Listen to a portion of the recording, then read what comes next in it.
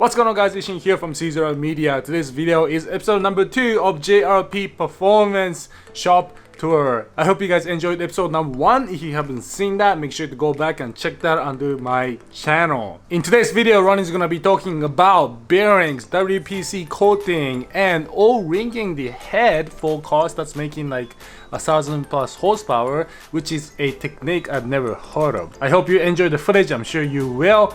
And as always, leave comments in the comment section below if you have any questions, comments, or concerns. So this is a Cosworth multi-layer steel head gasket. Right. So this is Cosworth. This is a Cosworth head gasket. This helped me dramatically when I actually was running into head lift issues. I still had the issues, but this really helped it.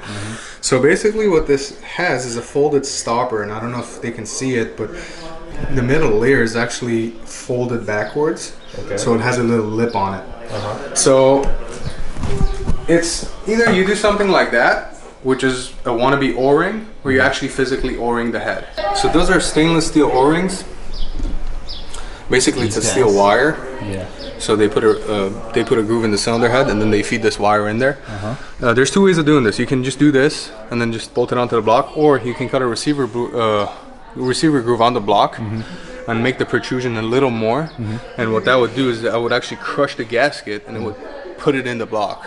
Then you would have a very strong fire ring. There's different ways of doing this. You could run a gasket like that. You can't run a gasket like that and use this at the same time, because that is going to end up like around the fire ring, and it's basically going to space it out, and now you can't seal the coolant passages. You know, like this. You don't necessarily need that at 800 horsepower. You don't need O-rings at all. This is pretty much like 900 plus, 1000 plus. Yeah, so you're talking way up there. Okay. It's a good thing to do if you have the head off and you're building the head anyway. It's not going to hurt you. It's only going to help you out. And this works perfectly fine with the Evo 8 and 9 OEM head gasket. So, so it's like a win-win, you know. Just do it. And in fact, like if you get heads from you know, big shops, like Busher heads come like that, stainless steel O-rings. Well, yeah, that's something I definitely recommend. Both of our cars are going to get the same thing. What's it cost to get this job done? It's not that expensive. It's about $300, I think, to like cut it and like put the grooves in there. The whole job, yeah. If you want to do the block, it's probably another $200, I would say. So probably $500. But you know, at that territory, you're spending so much money on everything else, you know. But it's definitely worth it. It's definitely worth your dollar. These are the Carrillo Pro edge beams for the 4B11. They rate these for 275 horsepower per rod, so that takes you to the 1100 horsepower category if you were to make that number, you know. So it's a very strong rod, is my point. And usually when you think about edge beams, you think about the Chinese Eagles and, you know, the Manly edge beams that, you know, bend easily. These are not like that. These are very strong rods, well designed, made in USA. And then this is what I was talking about. They actually have the carriage bolts.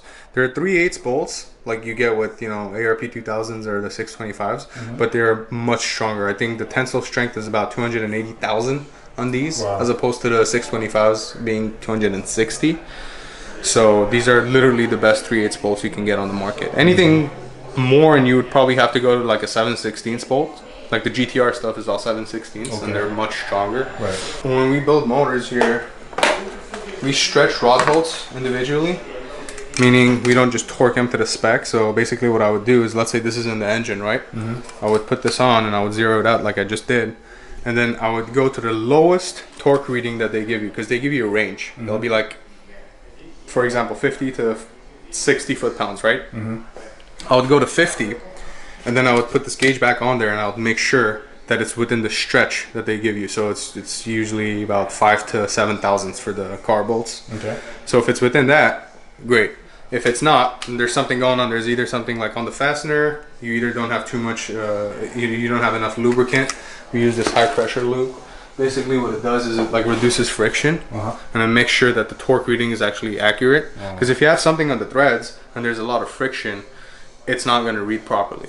So you may think that you're at, you know, 60 foot-pounds, but the thing with bolts and fasteners in general, it's not how much torque you have on it, it's how much the bolt is stretched. So if it's not stretched enough, if it's at like 3,500 stretch, that fastener is probably going to let go, and that's the last thing you want. And as I was saying, in my opinion, in an engine, the most important thing is the rod bolt. So we take every measure we can to make sure it's absolutely stretched perfectly, and we're not gonna have any, you know, bolt issues. So over here, this is what's gonna go in my car, the filled block that I told you about. These are Vader. Oh my God, fancy stuff. Yes, sir. These are aluminum rods. These are 156 millimeter Vader aluminum rods, and that's actually a coating. This is actually like a oil shed coating. Because the more oil, like if you have a very like, what do you call it, the porous surface, like, you know, when we were looking in the head and we had like all those porosities. Yeah. So if you have a very porous surface, which you get from like any rod, pretty much, like a Manly, like, you know, if you get a Turbo Tough and you look at it, basically what happens is that oil basically stays on the rod for a long time. It may not seem like it, but when you're zinging that thing up at like 9 grand, this thing's moving, right? Yeah.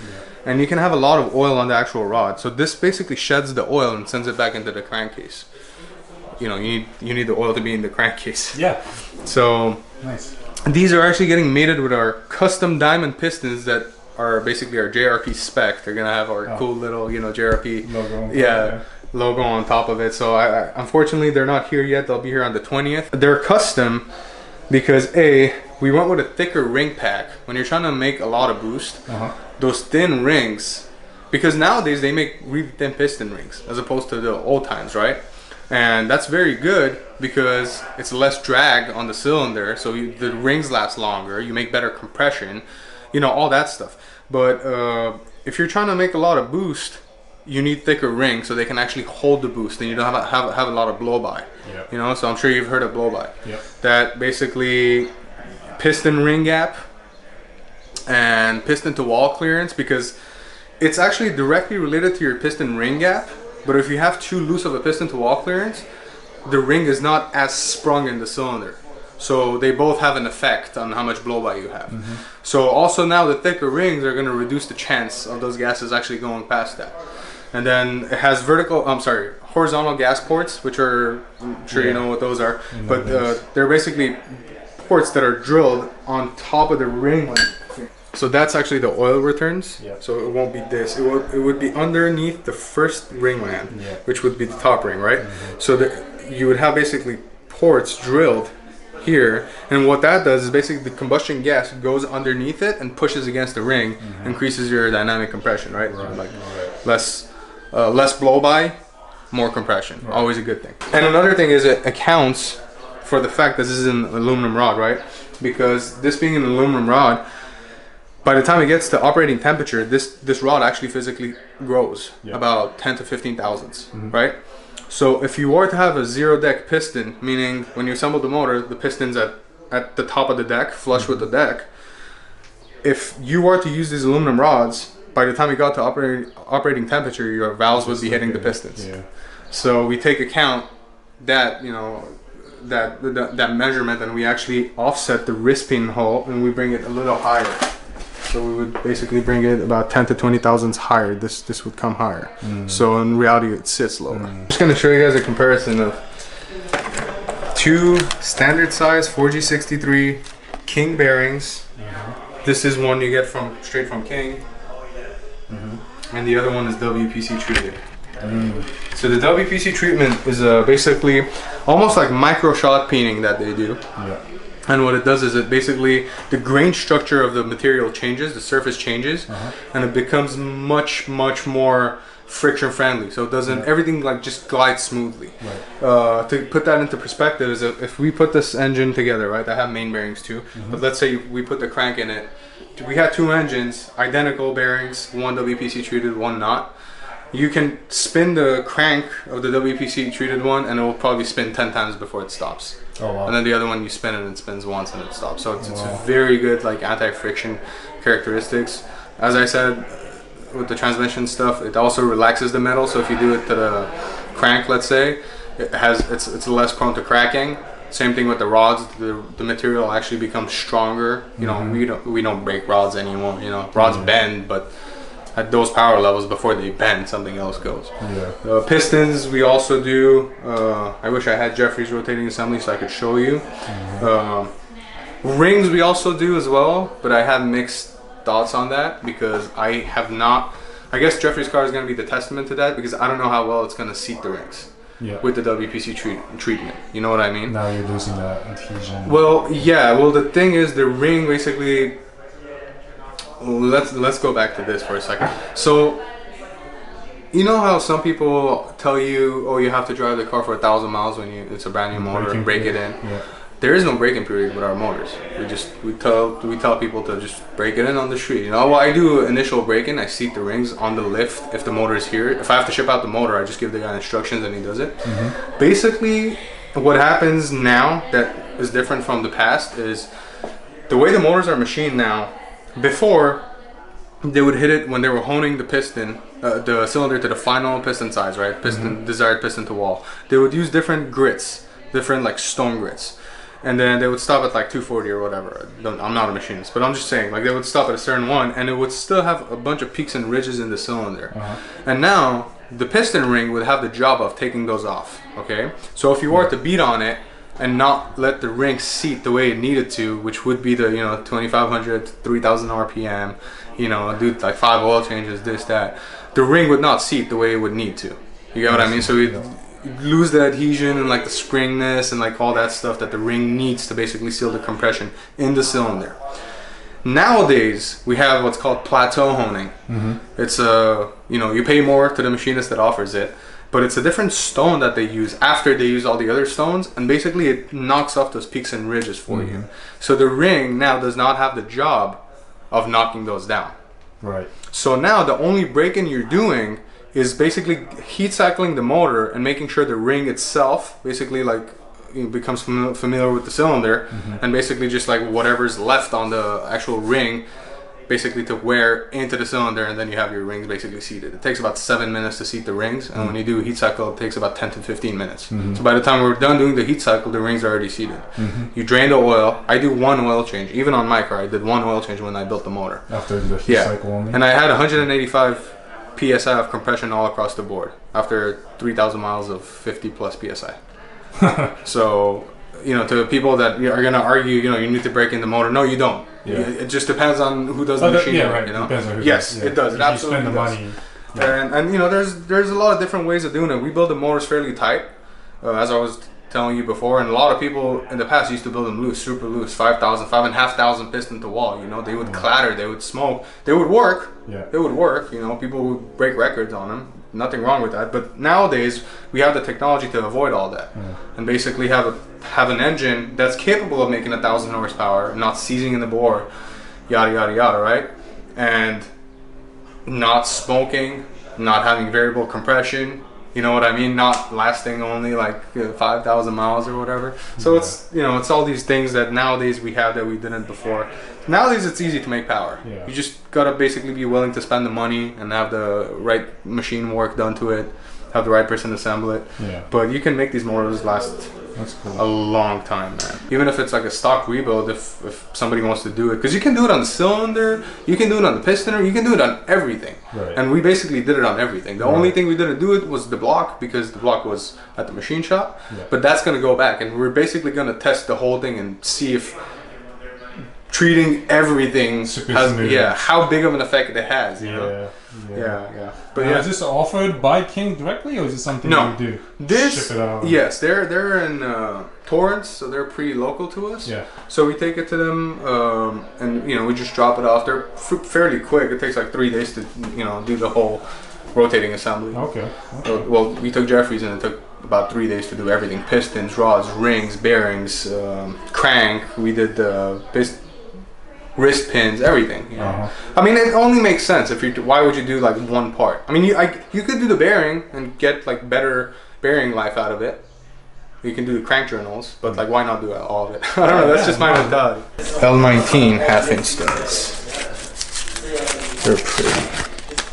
Damn. They're fucking big boys. Yeah. Let me see if I have another one to compare. Wow. I think I have some 625s. Yeah, these are huge.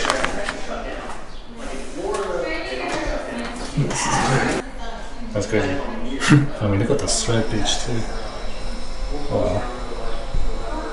Beefy. Let's hope they'll keep the head together. Let's hope so. Fingers crossed. I'm done lifting heads. We got... Hey, look at all these goodies. Yeah, we got a few blocks here. Yeah, they're mostly ready to go to the machine shop. We have 2 spares here for our shop cars. This one was a 4B11 that threw a rod, lost oil pressure at shift sector in 5th gear. Okay. Oh yeah.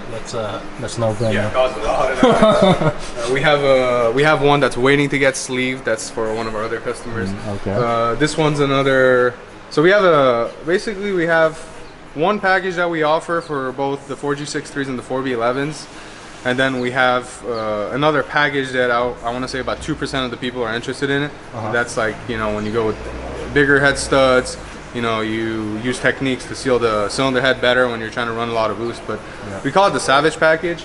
And it's basically, for the 8s and 9s, I have a long rod setup that I offer. And for the 4B11s, it's a LA sleeve, like a step deck sleeve and stuff, and we use the manually rotating assembly. So the Savage package, we rated them for about 800 horsepower. Okay. This car, before it had the mishap of that, made about 900 on the dyno. Oh wow. So they will hold if you're not trying to fight like sealing issues. The only other factor is the actual rod bolts. Okay. Because, you know, if you think about it, that's the only thing holding the bottom end together. It's that rod bolt that's like zinging at like 9,000 RPM, right? Right. So 800 for the base package, and then for the 4G63s, what we offer now is we actually O-ring the head, and we receiver groove the block, and we still use an MLS gasket. But what we do is we started to offer the half-inch 620. Half-inch L19 head studs by ARP.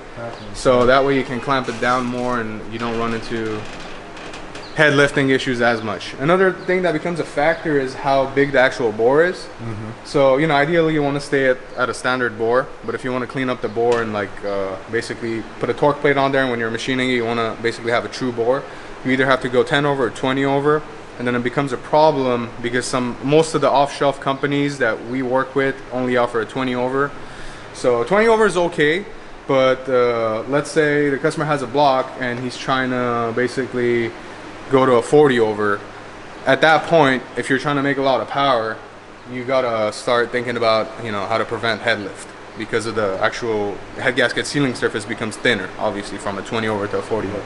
And that's why the you know, the D-stroke 2.1s and the, you know, 4G64s, there's a lot of like thought and consideration that goes into how to seal that head on there because of that, because it's a, you know, it's a thinner bore, or I'm sorry, bigger bore, so thinner gasket sealing surface.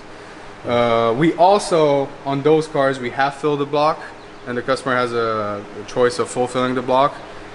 The full fill, unfortunately, you can't really drive it on the street. I mean, you could if you really wanted to, but that, yeah, you're going into different, you know, territory. Now you have to run an electric water pump. You got to weld the water jacket shut on the cylinder head and stuff. And to give you an idea, my car made over 1,000 to the wheels on a wet block without any O-rings. So, you know, these are all like things you're doing to prevent it, because you might be able to make the power, but it's like, how long is it gonna last? Yeah, and if you want to make the power 5 times or 20 yeah, you want to, you know, yeah, right? Like you can make 1,100 horsepower once, probably. Yeah, exactly. But yeah, that's the stuff we offer for the 4G63s, and the 4B11s. It's pretty much all the same. The only thing is, if we want to do more than, let's say, the 800 horsepower that we offer, we just basically do the same thing. We O-ring the head, receiver groove the block, and again seal it with the MLS